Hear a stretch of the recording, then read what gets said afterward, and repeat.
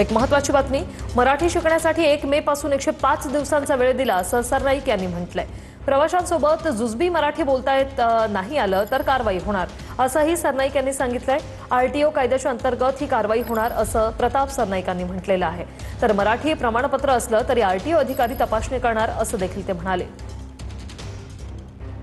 1 मे ते 15 ऑगस्ट म्हणजे महाराष्ट्र दिनापासून स्वतंत्रता दिवसापर्यंत जवळजवळ 105 दिवसाचा हा कालावधी आम्ही ह्या अमराठी रिक्षा टॅक्सी चालकांना दिला होता आणि त्या माध्यमातून राज्यामध्ये सुमारे 1,35,000 आमच्याकडे अर्ज प्राप्त झाले मराठी शिकण्यासाठी। जर कुणाला मराठी आलं नाही आणि आमचं म्हणणं असं आहे की जुजबी मराठी जो 1989चा नियम आहे त्या नियमानुसार जर कोणाला जुजबी मराठी आलं नाही तर राज्य शासनाच्या आरटीओ डिपार्टमेंटच्या माध्यमातून त्यांच्यावर कारवाई करण्यात येईल। परंतु प्रमाणपत्र मिळालं आणि प्रमाणपत्र दाखवलं म्हणजे काही मराठी आलं असं नाही।